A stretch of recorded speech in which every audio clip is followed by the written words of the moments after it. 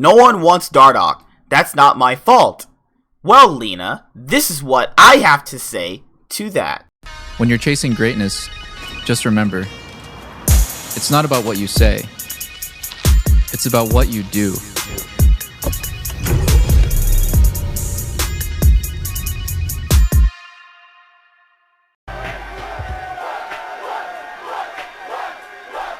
Yeah.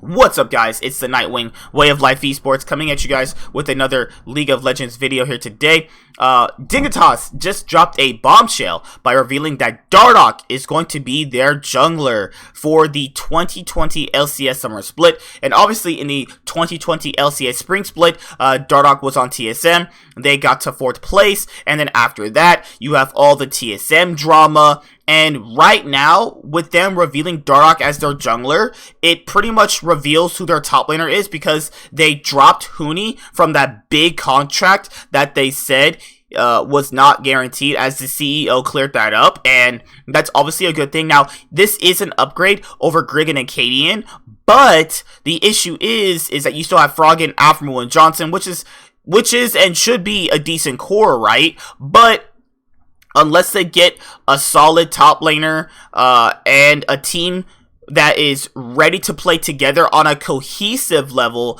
then you obviously got to factor in that it's not going to work out. As you guys know, Dardoch and Aframu played on CLG back when Nick Smithy wanted to get traded off of CLG. When he did, that's when Immortals got 2nd place in the 2017 LCS Summer Split. So it's weird to see Aframu and Dardoch on the same team again. Hopefully no drama happens with Dardoch. And, you know, I'm not going to say that because that's just going to happen with him. He's going to bring in drama no matter what. Once he starts losing, it's just who he becomes. But hopefully this time around, you know, most people would assume this time around, because this is just by complete luck he gets the spot, that he can maybe tone down on being aggressive. If that's an issue, the reason why TSM wanted to initially drop him.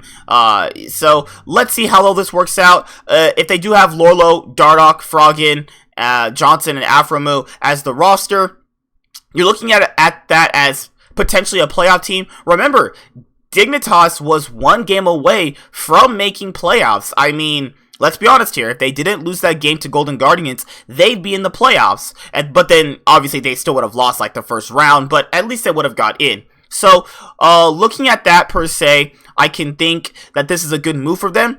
But unless the roster works together, then it's not really going to do anything. Also, shameless plug here, if you guys want to follow my Twitter, this is my Twitter right here. Almost to 70 followers this year. I've been really pushing it, and I've been getting it. So, yeah, I'm really glad for Dardoch, and I really hope it works out for him. Hopefully they don't kick him. Hopefully he has success. But Dignitas has shown that they are willing to kick people who do not get them what they want, which is what you always would want out of a professional org, because if you're not winning an org anything, why should they keep you all these many years?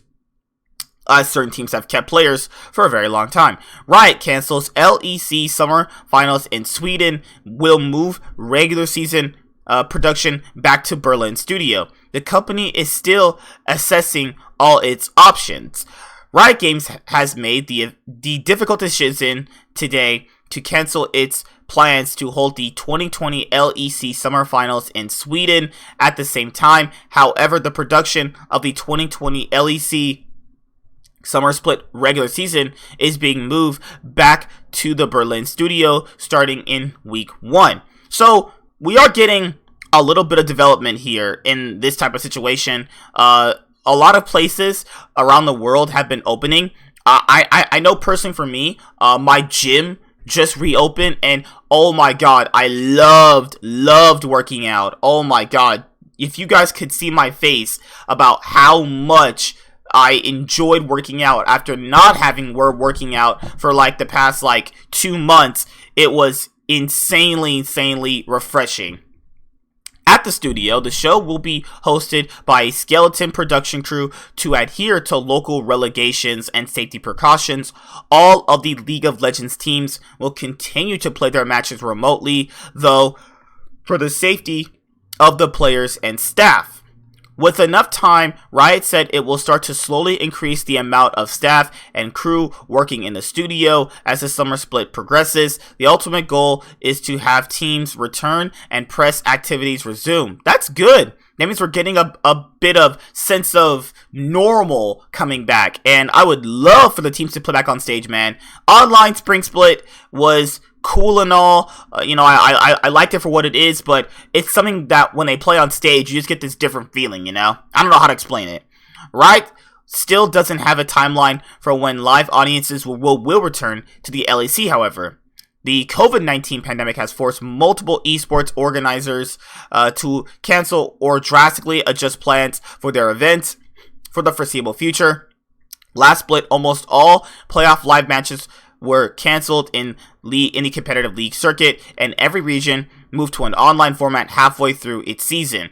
As for the 2020 Summer Finals, Riot is still assessing possible options for a location change. There is a good possibility that this season's finals will be held in the studio in Berlin, which is still better than having to celebrate a championship at home or at a team headquarters. So, if you guys don't know where Sweden is, as you guys are probably either not in EU if you're from the US, or you're actually in EU and you know what I'm talking about. So, Reckless is from Sweden. The last time they played a finals in Sweden was when Fnatic beat Origin in that legendary best of 5.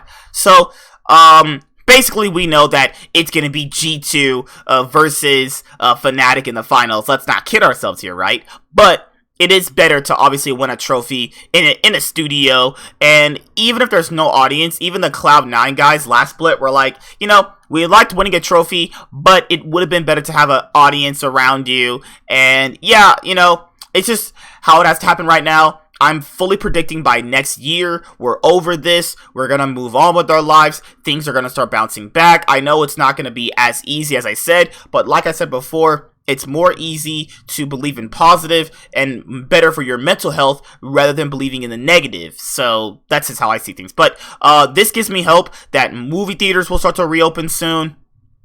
And we have gotten to a point where it's starting to move forward and we're getting some progression, which is also really good. Sandbox Gaming signs former Griffin support Kabbie. So that means that Gorilla is off the roster? Does that mean that Sandbox head into the next split with a nearly full roster and will be eager to return to the kind of form they showed during the 2019 season, where they finished in a playoff position each split. So let's see. The organization has made several coaching and player changes. They got Yamato and they beat Griffin in the relegation tournament to obviously save their spot in the LCK. And, you know, is Kabbie gonna be a big upgrade over Gorilla? Maybe. I don't know. I don't think Gorilla played that bad to warrant a positional change, you know. So let's see what and how this will actually affect Sandbox. They still have pretty top tier players. Summit on Fleek, Dove. They have good players. It's just the same thing with Damwon. They have no cohesion, so we're gonna have to see how it's all going to play out together.